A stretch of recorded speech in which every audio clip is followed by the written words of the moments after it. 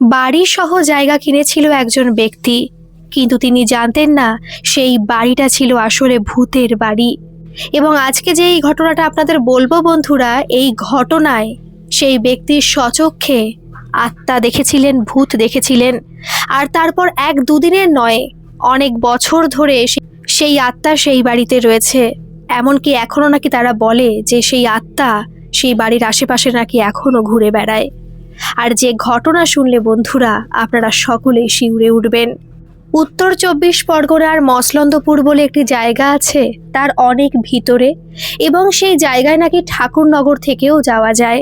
ঠাকুরনগর থেকে অটো ছাড়ে এবং অটোয় করে অনেকটা দূর সেখানে যেতে হয়, আর তারপরে সেই জায়গায় পৌঁছাতে হয়। অতএব জায়গাটা কিন্তু খুব ভিতরে, অর্থাৎ তাদের চলাচলের একমাত্র রাস্তা হচ্ছে বিভিন্ন গাড়ি আর কি, ট্রেন নয়। আর ট্রেনে করে দূরে কোথাও যেতে হলে ওদের কিন্তু গাড়ি ধরে, অটো ধরে অনেকটা পথ যাওয়ার পরে ওদের মসলন্দপুর প্ল্যাটফর্মে আসতে হয়, তারপর তারা যায়। যেহেতু জায়গাটা অনেক ভিতরে, তাই কিন্তু সেই জায়গার দাম তুলনামূলকভাবে কম। এখন অনেক বেশি হয়ে গেছে, কারণ যখন এই জায়গাটা কেনা হয়েছিল, মানে যেই জেঠিমা জায়গাটা কিনেছিলেন আর কি, তখন কিন্তু এত অ্যাভেলেবেল গাড়ি ঘোড়া ছিল না। হ্যাঁ, অটো তখনও ছিল, কিন্তু এত অ্যাভেলেবেল ছিল না। বলতে গেলে সারাদিনে হয়তো একটা অটো যেত, একটা অটো আসতো। তাহলে বুঝতেই পারছেন যে জায়গাটার দাম তুলনামূলক কত কম হওয়ার কথা। তেমনি সেই জেঠিমা আগে ভাড়া বাড়িতে থাকতেন তার ছেলেকে নিয়ে। তার পরবর্তীকালে তিনি একটা জায়গা কিনবেন, টাকা পয়সা জোগাড় করেছেন, কিন্তু তার তখনও পর্যাপ্ত টাকা হয়ে পারেনি যে টাকা দিয়ে তিনি ভালো জায়গায় জায়গা কিনতে পারবেন। তিনি কোনোভাবে খোঁজ পান যে এরকম একটা জায়গায় বাড়ি সহ জায়গা বিক্রি হবে এবং তার দাম হচ্ছে এরকম। এই কথা শুনে কিন্তু জেঠিমা একটু অবাক হয়ে গিয়েছিলেন। অবাক হয়েছিলেন এটা ভেবে যে যে দামটা তিনি বলছেন সেই দামে কিন্তু অন্যান্য জায়গায় এরকম শুধুমাত্র জায়গা কিনতেই লেগে যাবে, আর বাড়ি করতে তো আরও মোটামুটি 7-8 লাখ টাকার ব্যাপার আছে। তা সেখানে যদি এরকম একতলা পাকা বাড়ি, সেই কারণে বলছি আর কি, দোতলা হয়নি কিন্তু দোতলার সিস্টেম করা রয়েছে, একতলা ভালোই বড় বাড়ি এবং জায়গাটা অনেকটাই। এবং সেই বাড়ির পিছনেও ছিল কিন্তু বাঁশবাগান, কিন্তু সেই বাঁশবাগানটা ওনাদের জমির মধ্যে নেই। ওনাদের জমি পেরিয়ে তারপরে অনেক বড় বাঁশবাগান শুরু হয়েছে এবং তার পাশে কিন্তু একটা পুকুরও আছে। এই হচ্ছে সেই বাড়ির মানে পরিস্থিতি আর কি। আর সেই সময় কিন্তু সেই জেঠিমা এবং তার ছেলেই থাকতো ভাড়া বাড়িতে, কারণ তার স্বামী অনেক বছর আগেই মারা গেছেন। টাকা পয়সা তো কিছু গুছিয়েছিলেন আস্তে আস্তে, তারপর মারা গেছিলেন। আর নিজেও কিন্তু লোকের বাড়ি কাজ করে করে তিনি পয়সা জোগাড় করেছিলেন, অনেক বছর ধরে কাজ করে। এদিকে ছেলেও টিউশন পড়াতো, ছেলের পিছনে টাকা দিতে হতো না, নিজের পড়াশোনার খরচ নিজেই চালাতে পারতো। অতএব তিনি কিন্তু অনেক বছর ধরে কাজ করে করে কটা টাকা জোগাড় করেছিলেন। আর যখন তিনি জানতে পেরেছেন যে এই জায়গায় অনেক কম দামে বিক্রি হচ্ছে আর কি, তখন তিনি কিন্তু খুশি হয়েছিলেন। তিনি কিন্তু আশেপাশে জিজ্ঞেস করতে চাইছিলেন না। তিনি ভেবেছিলেন যে এত কমে পেয়েছেন যখন, তখন এত ভেবে বা কি হবে। আর তাছাড়া হয়তো কম নিতে পারে, অনেক ভেতরে তো, সেই কারণে। কিন্তু তার ছেলে কিন্তু তখন গ্র্যাজুয়েশন কমপ্লিট করে ফেলেছে অলরেডি, এবং সে তখন ভালো টিউশনিও করাচ্ছে। অতএব সে শিক্ষিত ছেলে। কিন্তু সে তখন কিন্তু একবারের জন্য নাকি ভাবেনি যে এই যে জায়গাটা, সেই জায়গাটায় কোনো ভৌতিক কিছু হতে পারে, কারণ সেই সবে বিশ্বাস করে না। কিন্তু সে তখন ভেবেছে যে এই জায়গায় কোনো আইনি জটিলতা আছে। তখন সে তার মাকে বলে যে মা, তুমি একটু খোঁজ খবর আশেপাশে নিও না, যে কোনো সমস্যা নেই তো এই জমিতে, এত কম নিচ্ছে কেন। কিন্তু তার মা বলে যে না, কোনো সমস্যা নেই, আমি একজনের সাথে কথা বলেছি, মানে উকিলের সাথে কথা বলেছি আর কি। সে বলেছে নাকি না জায়গাতে কোনো সমস্যা নেই, সমস্ত কিছু ঠিকঠাকই আছে। অত এবার ভেবে কি লাভ। আর ওদিকে তো তার ছেলের মাথাতে আসছেই না যে এই সমস্যা বাদে অন্য কোনো সমস্যা হতে পারে। যাই হোক, জায়গাটাকে সমস্ত কিছু কেনা হলো, বাড়িঘর যা আছে শুধুমাত্র পরিষ্কার পরিচ্ছন্ন করবে, কারণ ওই বাড়িঘরকে আরো সুন্দর করার সামর্থ্য ওদের আর ছিল না। আর যেহেতু একতলা ভালোই বড় বাড়ি আছে, শুধুমাত্র পরিষ্কার পরিচ্ছন্ন করলেই আর কিছু করা লাগবে না। বাড়িতে কিন্তু কালার বা অন্য কিছু করা ছিল না, শুধুমাত্র রাফ প্লাস্টার করা ছিল। ওরা চাইলে কিন্তু এটাকে নেট সিমেন্ট দিয়ে মানে ভালো সুন্দর আরো করে বা পলিশ করতে পারতো, ওরা কিন্তু করেনি, কারণ ক্ষমতা হয়নি। ওই জেঠিমার কথা যে ছেলে যদি কখনো চাকরি পায় সে নিজে থেকে করে নেবে আর কি। তো সেইভাবে তারা সেই বাড়িতে ওঠে। ওঠার পরে কিন্তু সেই জেঠিমা ঘরোয়াভাবে পুজোটা দিয়েছিল, কারণ প্রথমত ওখানে নতুন, আশেপাশে কারোর সঙ্গে ঠিকমতো কথা হয়নি, আর ওখানে জানেও না যে কোথায় কাউকে ডাকা যায় কিনা বা কাউকে ডেকে অনুষ্ঠান করা যায় কিনা, গৃহপ্রবেশ ওইসব তিনি বুঝতেন না আর কি, মোদ্দা কথা। তাই তিনি কাউকে না ডেকে নিজেই পুজোটা করে উঠেছিলেন আর কি সেই বাড়িতে। কিন্তু প্রথম দিন রাত্রেবেলাতেই একটা ঘটনা ঘটেছিল। এর মাঝখানে একটা কথা বলতে চাই, আর হ্যাঁ, এই ঘটনা কিন্তু পাঠিয়েছে সেই যে জেঠিমা, তার বৌমা।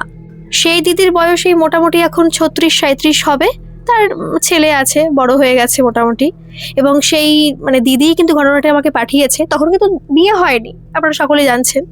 তো যাই হোক, আর যেটা বলছিলাম আর কি, ওই জেঠিমা না খুব সাহসী মানুষ। এবার সাহসী মানুষ কেন বলছি, তার দুটো কারণ আছে।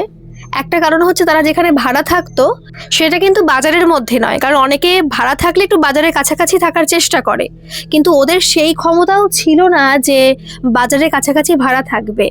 ওরা কিন্তু মসলন্দপুরের আরো অনেক ভেতরে, এটা হচ্ছে হাবড়ার দিকে যেতে একটা জায়গা, এবং সেই জায়গা হচ্ছে পুরো মাঠের ভিতরে, অনেক ভিতরে গিয়ে একটা বাড়ি মতো করা আছে। আগে হয়তো কেউ থাকতো, কিন্তু তার পরবর্তীকালে তারা সেখান থেকে অন্য জায়গায় চলে যায়, জায়গার বিক্রি করে না, বাড়িটা রয়ে যায়, তো ওরা ভাড়া দিয়ে দেয়, আর তারা কিন্তু সেই জায়গায় থাকতো। অতএব সেখানে একা একা থাকা, আর ছেলেকে এভাবে একা হাতে মানুষ করা, নিজে সমস্ত কিছু করা, মোটামুটি কিন্তু নিজে পড়াশোনা না জানলেও সে কিন্তু সমস্ত দিক থেকে স্মার্টও ছিল, এবং এই যে ভূত প্রেত এইসবের দিক থেকে বিশ্বাস করতো, কিন্তু ভয় পেত না। যাই হোক, আমি প্রথম দিনের কথাটা বলছি। প্রথম দিন রাত্রেবেলায়, যেহেতু ঘর কিন্তু নিচে 3টে রুম রয়েছে, নিচে 3টে ঘর রয়েছে, ছোট একটা বারান্দা মতো আছে, কিন্তু বারান্দাটা বাইরের দিকে বারান্দা নয়, ওদের বারান্দা ছিল না, ভেতরের দিকে বারান্দা। আর মেইন দরজার সামনে একটুখানি মতো জায়গা, ওই দাঁড়াতে মতো পারবে তেমন বারান্দা কিছু নেই, ওখানে বসার মতো জায়গা নেই, বাড়িটা এই সিস্টেমই করা হয়েছিল আর কি। তো সেইভাবে একটা ঘরের মধ্যে তার ছেলে রয়েছে, আরেকটা ঘরের মধ্যে সেই জেঠিমা ঘুমিয়ে রয়েছে আর কি। কিন্তু রাত্রেবেলায় সে জেঠিমা শুনতে পাচ্ছে যে উঠোন থেকে কেউ ঝাড় দিয়ে যাচ্ছে, ঝাড় দিচ্ছে আর কি। আর একটা ব্যাপার হচ্ছে, উঠোন না ওই রাপ প্লাস্টার মতোই করা ছিল, উঠোনটা মাটির ছিল না, আওয়াজটা আরো বেশি হচ্ছে। তো সেইভাবে জানলাটা খুলে সেই জেঠিমা দেখতে পায় যে সেই উঠোনে একজন মানুষ, মহিলাই হবে, তার বয়স কেমন জেঠিমা তখন জানতে পারেনি, কিন্তু সেই মহিলাটা পুরো 1 হাত ঘোমটা দিয়ে কুঁজো হয়ে ঝাড় দিয়ে যাচ্ছে, অনবরত ঝাড় দিয়ে যাচ্ছে।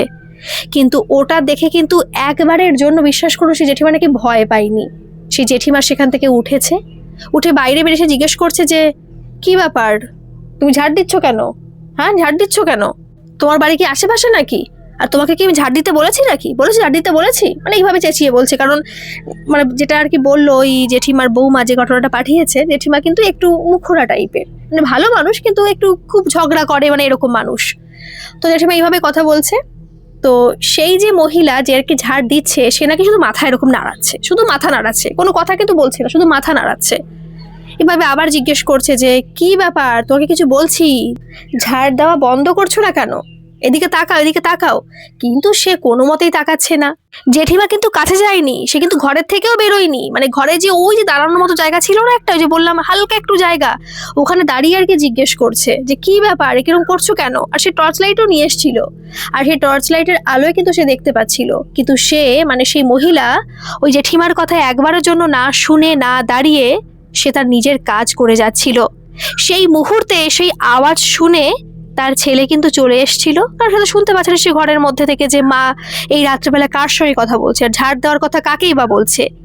তখন সেই দাদা নাকি আসার পরে বলেছিল যে মা তুমি কার সঙ্গে কথা বলছো?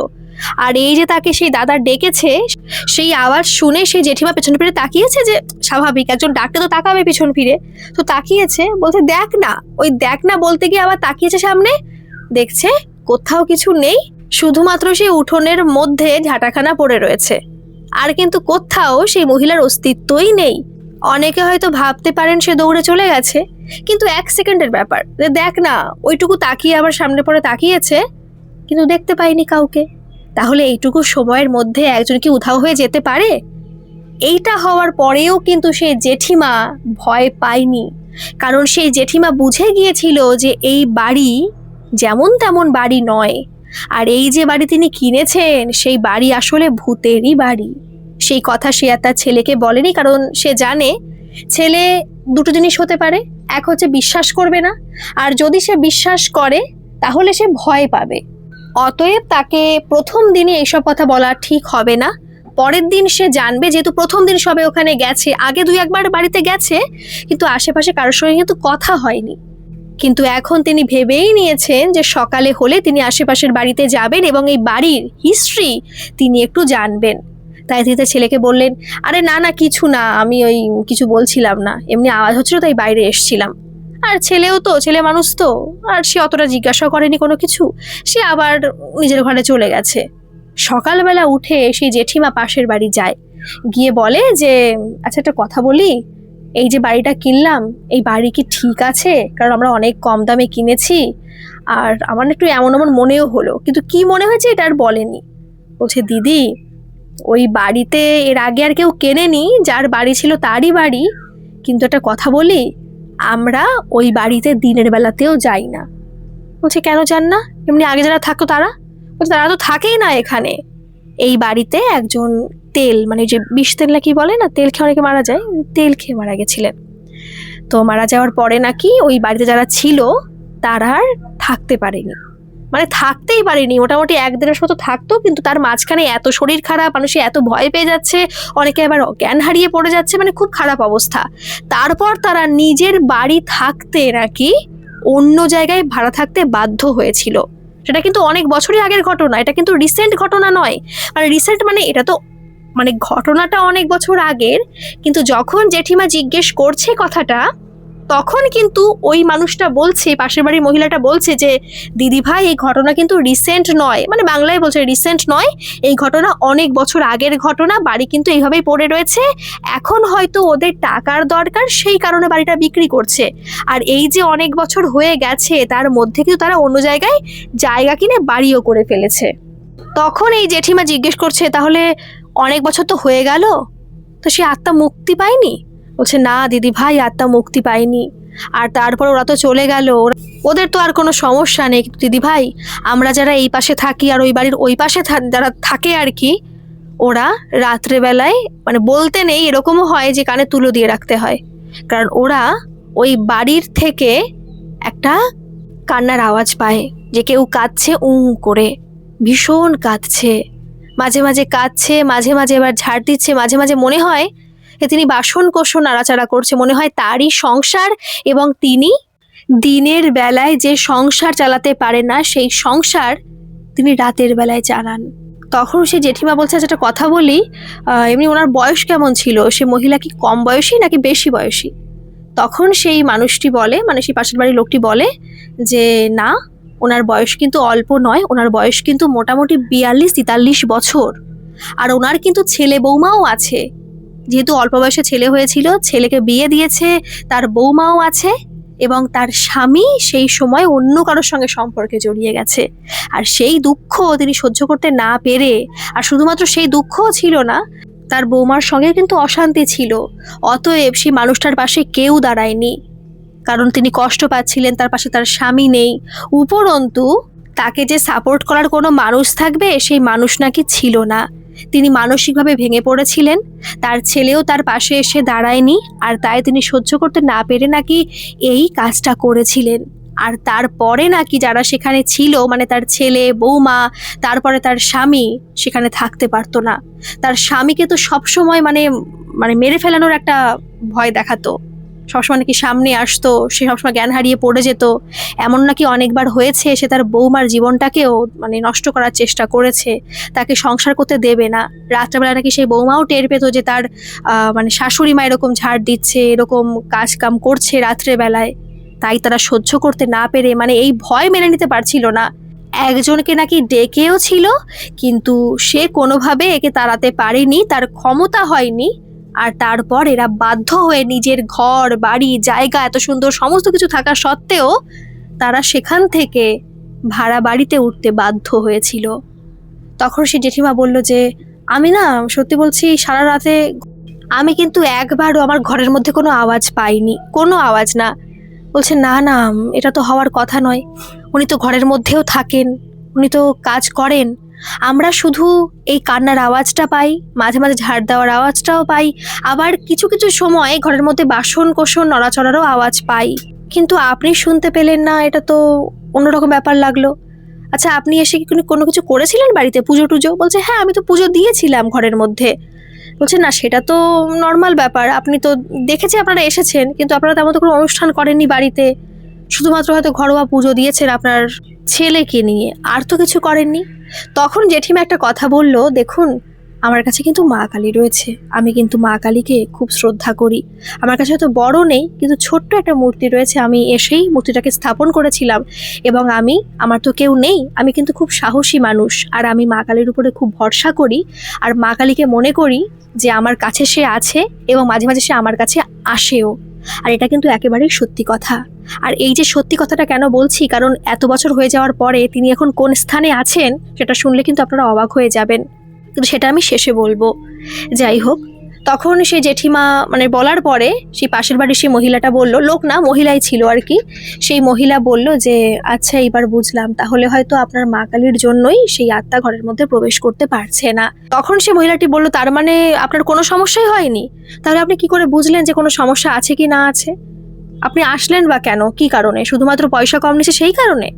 তখন জেঠিমা বলল, না, ওই যে আপনি বললেন না যে ঝাড় দেয় বা এরকম আপনি আওয়াজ পান, আমি কিন্তু দিদি ভাই শুধুমাত্র ঝাড় দেওয়ার আওয়াজ পাইনি, আমি কিন্তু সেই মহিলাকে সচক্ষে দেখেছি। এই কথা শুনে প্রায় 5 মিনিটের মতো সেই মহিলা স্তব্ধ ছিল, তার মুখের থেকে কোনো কথা বেরোয়নি, তাকিয়ে রয়েছিল সেই জেঠিমার দিকে। নাকি জেঠিমা বুঝতে পেরেছিল যে সেই মানুষটা অবাক হয়ে গেছে, এবং জেঠিমাকে না মনে মনে হয়তো অ্যাপ্রিসিয়েট করছে, বা মনে মনে ভাবছে এই মানুষটার মধ্যে কিছু একটা আছে।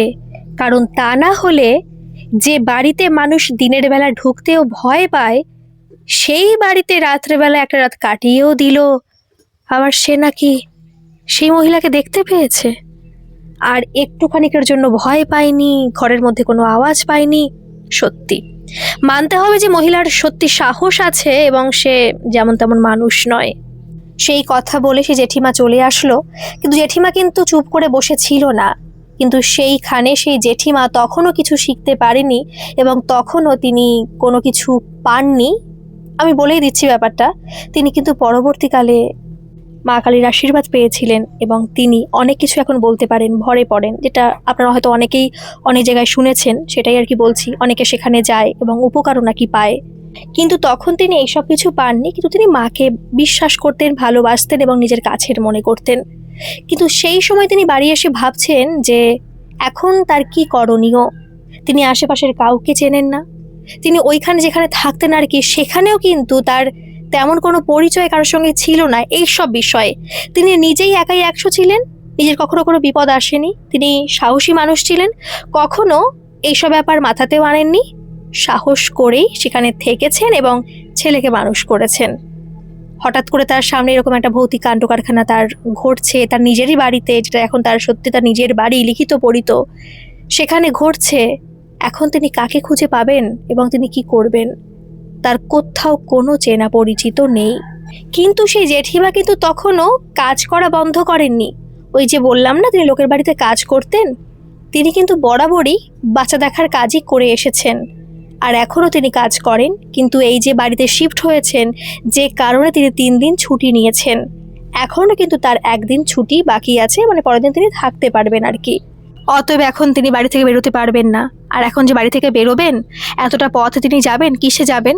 কারণ অটো যে কখন যায় সেই টাইমটাও তার জানা নেই। আর তার ছেলে এখন বাইরে কোথাও বেরিয়েছে, কারণ সে টিউশন খুঁজছে। একটা জায়গা থেকে অন্য জায়গায় চলে এসছে, তো সেই টিউশন ছাড়েনি, কিন্তু তার পক্ষে এখান থেকে ওইখানে যাওয়া নাকি পসিবল হবে না, তাই সেই টিউশন ছেড়ে দিয়ে এই যেখানে আর কি বাড়িঘর করেছে সেখানে টিউশন খোঁজার জন্য বেরিয়েছে আর কি। আর ছেলে মানুষরা দেখবেন বন্ধু করতে না সময় তাদের লাগে না, তাই পাড়ায় একটু বেরিয়েছে। জেঠিমা তখন বাড়িতে এসে ভাবছেন আর কাজ করছেন এবং ঘর পরিষ্কার করছেন, কারণ আগে যে বাড়িতে শিফট হয়েছেন তিনি মোটামুটি করে ঘরগুলো পরিষ্কার করেছে, কিন্তু সব তো একা হাতে আর সামলে পারেনি, আর ছেলে তেমন হেল্প আর করেনি। তাই তিনি এখন বাড়িতে সমস্ত কাজ করছেন, সারা উঠোন তিনি এখন ঝাড় দিচ্ছেন, চারিপাশে দেখছেন ভালো করে, আর তারপর তিনি ওইগুলো ভাবছেন যে কি করবেন। এই ভাবতে ভাবতেই কিন্তু রান্না বান্না করতে করতে সন্ধ্যা গড়িয়ে গেল। ছেলে তার মাঝখানে চলে এসছে, অনেক আগেই চলে এসছে। ছেলেকে কিন্তু এখনো এই বিষয়ে কিচ্ছু জানানো হয়নি। সেইভাবে রাত্রেবেলায় 10টার মধ্যে তারা ঘুমিয়ে পড়েছে, কারণ তখন ওই ছেলের কাছে না আছে ফোন, কারণ তখন দাদার কাছে কোনো অ্যান্ড্রয়েড ফোন ছিল না, ছোট কিপ্যাডওয়ালা ফোন ছিল, আর কিছু ছিল না। আর জেঠিমার কাছে কিন্তু কোনো ফোনই ছিল না, কোনো ফোন না। অতএব তারা সকাল সকাল ঘুমিয়ে পড়েছে। দাদা ঘুমায়নি, দাদা তখন বই পড়ছিল।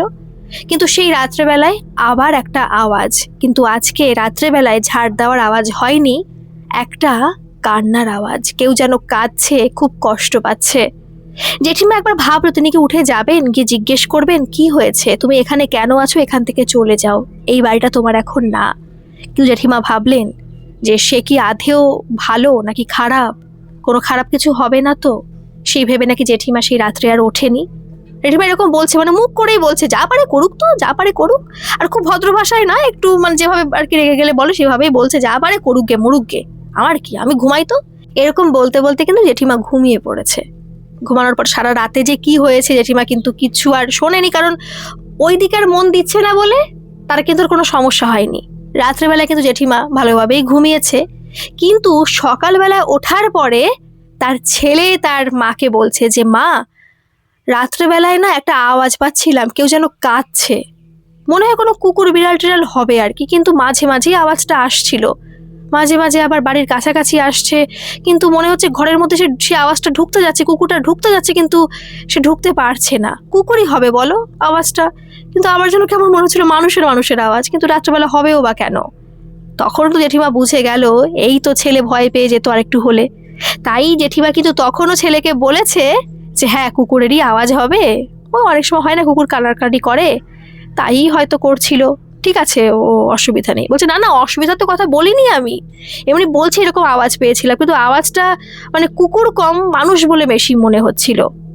জেঠিমা তখন ভাবছে যে ছেলে যদি এখন জেনে যায় তাহলে হয়তো ভয় পেতে পারে, কারণ ছেলে মানুষ সাহস থাকতেই পারে, কিন্তু কার মনে কি আছে, কে কতটা ভয় পায় সেটা তো আর জেঠিমা বলতে পারবে না, কারণ তার ছেলেকে সাহসী বলেই জানে, কখনো এরকম কোনো ঘটনা ঘটেনি, তাই জানে না যে এরকম কোনো ঘটনা ঘটলে ছেলে কি রিয়াকশন দেবে, তাই সে আর কিছু বলছে না।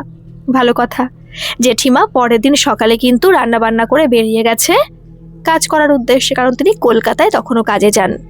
তার আগে দিন তিনি জেনেও নিয়েছেন অটো কোন সময় যায় সামনে দিয়ে, সেইভাবে সেই অটোতে করে সকালবেলা তিনি কাজে যাচ্ছিলেন। এবং ট্রেনের মধ্যে তিনি এই বিষয়ে আলোচনা করছিলেন, পুরোপুরি সমস্ত কিছু খুলে বলেনি, কিন্তু তিনি এটুকু বলেছিলেন যে আমার না বাড়িটার সুবিধার বলে মনে হয় না, তোমাদের তো বলেছিলাম যে এরকম বাড়ি কিনছি, কিন্তু আমার না কেমন যেন মনে হচ্ছে যে বাড়িটা সুবিধার না, বাড়িটা সারানোর দরকার।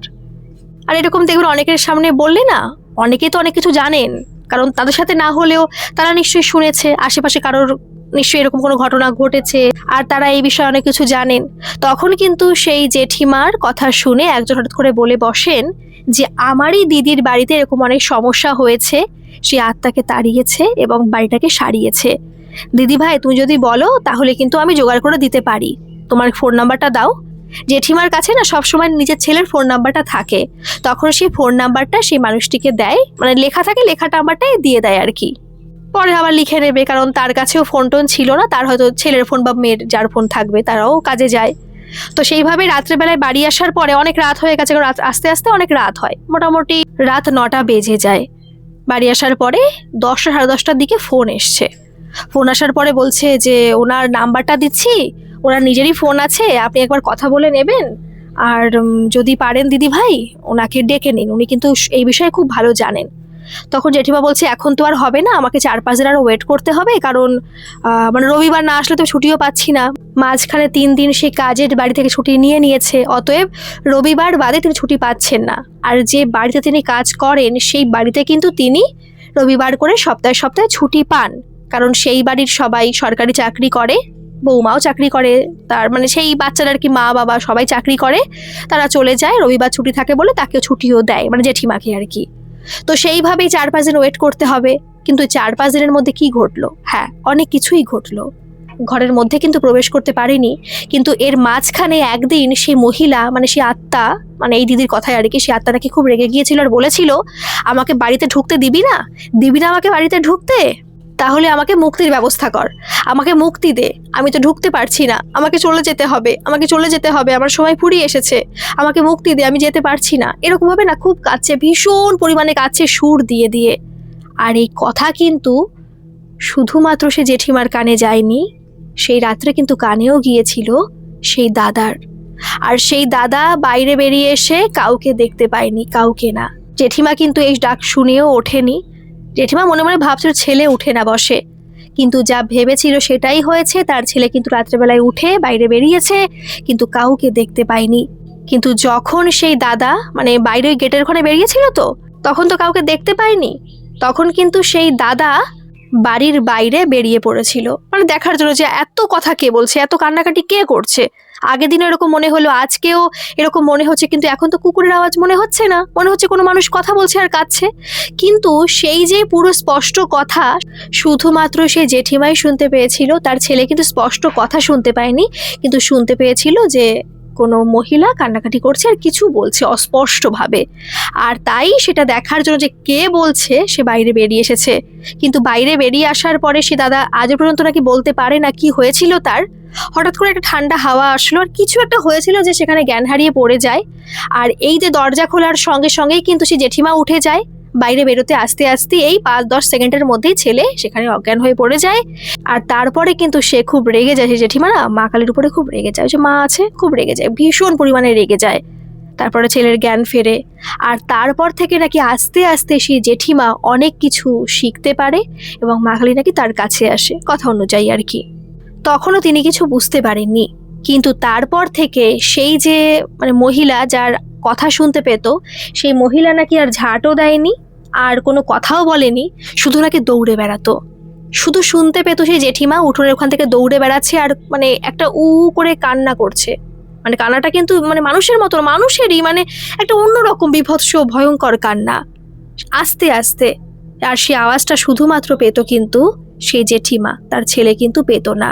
কিন্তু তখনও তিনি কিছু শিখতে পারেননি, কিছুই পারেননি। এরকম করতে করতে রবিবার আসলো, সেই মানুষটাকে আনা হলো। আর সে বাড়িতে ঢুকেই বলে দিল যে হ্যাঁ, এই বাড়িতে তো আত্মা আছে, এই বাড়িরই আত্মা যে আর কি বাড়িটা তৈরি করেছে সে মারা গেছে এবং সে এখান থেকে যেতে পারছে না। আর তাকে ঠিক মতো মানে মুক্তি দেওয়ারও কেউ ছিল না। চেষ্টা অবশ্য করা হয়েছিল, কিন্তু ঠিকমতো মুক্তি দিতে পারেনি। আর মন থেকে কেউ চায়নি সে মুক্ত হয়ে যাক। আর তারা অন্যায় করেছে বলেই সেও মুক্ত হতে পারছিল না। তাদের হয়তো শাস্তি দেওয়ার জন্য এখানে ছিল, কিন্তু তারা এখান থেকে চলে যাওয়ার দরুন তাদের আর কোনো সমস্যা হয় না। আর একটু তোমাদের ক্ষতি করতে চায় না, কিন্তু এর সংসারকে ছাড়তে পারছে না। সারা জীবন তো খেটে মরেছে বাড়ির পিছনে, সারা জীবন বৌমা আসার পরেও কোনো কাজ করতো না, নিজেরই সমস্ত কিছু করতে হতো। এই যে সংসারের প্রতি একটা মায়া, সেই মায়া মারা যাওয়ার পরেও সে ত্যাগ করতে পারছে না, আর সে যেতে চাইছে না। আর যখন সে বুঝতে পেরেছে যে সেখানে থাকতে পারবে না কারণ তোমার এখানে মা আছে, সে তখন মুক্তি চাইছে তোমার কাছ থেকে। কিন্তু এই আত্মাকে মুক্তি দেওয়া আমার পক্ষে সম্ভব না, কারণ এই আত্মা অনেক অনেক বছরের হয়ে গেছে, অনেক বছরের। এই আত্মাকে আমি পারবো না মুক্তি দিতে, তিনি সরাসরি বললেন। কিন্তু এটা বলে দিলেন পুরো গ্যারান্টি দিয়ে যে আমি তোমাদের বাড়ি বন্ধ করতে পারি। বড় বড় গজাল পেরেক আনতে হবে, সেই পেরেক বাড়ির চারপাশে আমার পুঁততে হবে এবং একে বাড়ি ছাড়া আমি করতে পারি। তোমাদের বাড়ির ত্রিসীমানায় ঢুকতে পারবে না, তোমাদের কোনো ক্ষতি করতে পারবে না। অবশ্য ক্ষতি করার উদ্দেশ্য তোমাদের প্রতি নেই, কিন্তু এর পরেও কখনো করতে পারবে না। তোমার ছেলে হয়তো বাইরে বেরিয়েছিল, হয়তো ভয় পেয়েছিল এই আত্মা, বা কিছু একটা হয়েছিল যে কারণে হয়তো অজ্ঞান হয়ে পড়ে গেছে, বা কিছু দেখেছে কিনা ও হয়তো জ্ঞান ফেরার পর মনে করতে পারছে না, কিন্তু এর কিন্তু ক্ষতি করার উদ্দেশ্য নেই। তখন জেঠিমা বলল যে ঠিক আছে দাদা, আপনি কাজ করুন, আপনি বাড়িটাকে তো বন্ধ করে দিন, তারপর দেখা যাবে, যা হয় হবে, আর তো কোনো সমস্যা হবে না নিশ্চয়ই। তখন বাড়িটাকে বন্ধ করা হলো। সেই দিন তো বন্ধ করতে পারেনি, কারণ মঙ্গলবার আবার আসতে হয়েছিল, জেঠিমার সেই বাড়িতে বলে ছুটি নিতে হয়েছিল, কিছু করার নেই। তারপরে বাড়িটাকে বন্ধ করা হলো। কিন্তু ওই যে বাড়ি বন্ধ করা হচ্ছে ঠিক আছে, আত্মা কি চলে গেছে? যায়নি তো। ওই যে বললাম না পিছনে বাঁশবাগান রয়েছে, আত্মা এখন বাঁশবাগানে গিয়ে জুটেছে। কারণ যেহেতু বাঁশবাগানটা ভালোই দূরে, কারণ ওদের বাড়ির পিছনে জায়গাটা অনেকটাই ছিল, জায়গার পরেই বাঁশবাগান শুরু হওয়ার পরে পাশে পুকুর টুকুর রয়েছে। রাত্রে কিন্তু তেমন আওয়াজ টাওয়াজ পেত না, কিছুই তেমন হতো না। আর এরপরে পাশের বাড়ির সঙ্গে কিন্তু ওই জেঠিমার সখ্যতাও হয়ে গিয়েছিল, কারণ তারা এখন জেঠিমাকে বাহবা দিচ্ছে যে আপনি একমাত্র পারলেন এই বাড়ি থেকে ভূত তাড়াতে। তারা কিন্তু জানে না যে আত্মা মুক্ত হয়নি, আত্মা চলে গেছে ওই বাঁশবাগানে বা ওই পিছনের দিকে। তাদের কাছে জেঠিমাও স্বীকার করেনি। তারা ভেবেছে যে জেঠিমা কাউকে নিয়ে এসেছিল বা নিজে অনেক কিছু জানে হয়তো, যে কারণে সে বাড়ি থেকে আত্মাকে তাড়াতে পেরেছে এবং সেই বাড়িতে এখন পাড়া দেওয়া যায়। আর সেই কারণেই হয়তো এই বাড়ি কেনার পরে, মানে জেঠিমা বাড়ি কেনার পরে তারা, মানে পাশের বাড়ি কেউ আসেনি, কেউ না। কারণ অনেকে তো আসে দেখতে যে কারা কিনলো বাড়ি দেখে আসি, তারা কিন্তু কেউই আসেনি। কিন্তু যখন তারা আওয়াজ পাচ্ছে না, তারা কোনো কিছু শুনতে পাচ্ছে না, তখনও তারা এসেছিল এই বাড়িতে। আর আসার পরে বলেছিল যে দিদি, আপনাদের এই বাড়ি কিন্তু এখন আসা যাচ্ছে, সত্যি আমাদের শরীরটা হালকা লাগছে। আগে যখন প্রথম প্রথম আসতাম উনি মারা যাওয়ার পরে আমাদের শরীরটা ভার হয়ে যেত, দিনের বেলাতেও খারাপ লাগতো। আমরা পাশের বাড়ি থাকি, আমরা সবসময় দরজা বন্ধ করে রাখি, মানে জানলাটা বন্ধ করে রাখি, যাতে করে আমাদের এদিকে তাকাতে না হয়। আমরা কতটা ভয়ে ভয়ে থাকি আমরা জানি। হ্যাঁ, কখনো কোনো সমস্যা হয়নি, কিন্তু ভয় তো মনের মধ্যে থেকে যায়নি। শুধুমাত্র আপনার জন্য আজকে আমরা নিশ্চিন্তে এখানে থাকতে পারবো, জানলা খুলতে পারবো। হয়তো এত সহজে পারবো না, ভয় লাগবে, কিন্তু আস্তে আস্তে পারবো। এই যে পারলাম আপনাদের বাড়িতে আসতে। জেঠিমাও খুশি হয়েছিল। আর তারপর থেকে তো জেঠিমা মায়ের কাছে মানে সবসময় বসে থাকতো। জেঠিমা বুঝতে পারছিল জেঠিমা অনেক কিছু পেতে চলেছে, অনেক কিছু। তাই জেঠিমা রাত্রেবেলাও নাকি, মানে এটা বলা কথা, জেঠিমা বলেছে যে 12টা-1টা পর্যন্ত, যেহেতু কাজে যেত তো ওখান থেকে আসার পরে সকাল সকাল তো খাওয়া দাওয়া করে ঘুমিয়ে যেত, কিন্তু এখন নাকি আর সে ঘুমায় না। মানে তার একটা অন্যরকম টান চলে এসছে, সে নাকি 1-2 পর্যন্ত ওখানে থাকে, অনেক কিছু পাওয়ার চেষ্টা করে, অনেক কিছু। এইভাবে 1-1.5 বছর কেটে গেছে। 1-1.5 বছরের মধ্যে কিন্তু ওই বড় জোর 3 থেকে 4 বার জেঠিমা রাত্রেবেলা কোনো কারণে বেরিয়েছে। আর ওই বাঁশবাগানে থেকে নাকি জেঠিমা কিছু দেখতে পেয়েছে। মানে কিছু বলতে কোনো আত্মাকে দেখতে পায়নি, জেঠিমা নাকি দেখতে পেয়েছে যে একটা আগুনের দলা ছোট থেকে থেকে বড় হয়ে যাচ্ছে আর কি, আবার মিলিয়ে যাচ্ছে। জেঠিমা তাকায়নি, দেখতে হয়তো পেতো যদি অনেকক্ষণ তাকিয়ে থাকতো, মানে চোখ গেলে ওরকম দেখতে পেতো, আবার ঘরে চলে আসতো। সবসময় তো আর না, ওই যে বললাম 1.5-2 বছরের মধ্যে মাত্র হয়তো 3 থেকে 4 বার এরকমই, কিন্তু ওরকম দেখতে পেতো। চাইলে হয়তো আত্মাকেও দেখতে পেতো, জেঠিমার চেষ্টা করেনি। এই 1-2 বছরের মধ্যে জেঠিমার ছেলে একটা পার্ট টাইম জব পেয়ে যায়। বেশি কিন্তু মাইনে না, কারণ সরকারি চাকরি সেই সময় সে পায়নি। একটা পার্ট টাইম জব করছে, মোটামুটি করে চলে যাচ্ছে। আর টাকা যা পাচ্ছে মোটামুটি ভালোই পাচ্ছে। আবার শনি রবিবার করে পড়াচ্ছে, কারণ যেখানে চাকরিটা পায় সেখানে শনিবারও ছুটি আছে। মোটামুটি এখন একটু ভালো দিকে যাচ্ছে তাদের সমস্ত কিছু। কারণ এই জায়গা কেনার জন্য কিন্তু মোটামুটি কম টাকা দিতে হয়নি। হ্যাঁ, মানে যা টাকায় আর কি জায়গা বাড়ির দাম, সেই টাকা দিতে হয়নি, অর্ধেক দিতে হয়েছে, কিন্তু টাকা তো দিতে হয়েছে। হয়তো ওদের কপালে ছিল জায়গা নেওয়া, তাই অনেক কষ্ট করে করে লোকের বাড়ি কাজ করে করে কিন্তু আজকে জায়গাটা কিনতে পেরেছে। আর এই জায়গা কেনার সময় কিন্তু কিছু টাকা দেনাও হতে হয়েছে। সেইভাবে কিন্তু ওই জেঠিমা কাজ করত, আর সেই দেনা সেখান থেকে শোধ করত এবং টুকটাক করে একটু সংসার চালাতো। ছেলেও যা টিউশনি করতো তাই দিয়ে একটু মাকে হেল্প করতো। মোটামুটি করে টেনে টেনে চলে যাচ্ছিল তাদের। কিন্তু এর মাঝখানে ছেলে পার্ট টাইম জব পায়, টাকাও পাচ্ছে মোটামুটি। আর এই 1-2 বছরের মধ্যে কিন্তু ওই যে জেঠিমা অনেক কিছু পেয়েও গেছে, অনেক কিছু। অনেকের নাকি জল দেখে অনেক কিছু বলেও দিতে পারে। আর সত্যি বলতে পাশের বাড়ির অনেকেই জেঠিমাকে খুব খুব বিশ্বাস করে, কারণ ওই যে প্রথম দিন থেকেই তো বিশ্বাসটা রোপণ হয়ে গিয়েছিল। আর এরকম করে একজন করতে করতে আরো অনেকে জানতে পারে, তারা আসে, টাকাও দিয়ে যায়। ইনকাম কিন্তু ভালোই মোটামুটি করে হচ্ছিল। জেঠিমা কিন্তু কাজে যাওয়া বন্ধ করে দিয়েছে, ছেলে পার্ট টাইম জব কিন্তু তখনও করছে। এইভাবে আরো 1-2 বছর যাওয়ার পরে ছেলে আরো ভালো একটা চাকরি পায়, সরকারি নয়, ওই পার্ট টাইম জবের চাকরিটা একটু ভালো মানে পোস্টে হয় আর কি, ভালো টাকা ইনকাম করছে।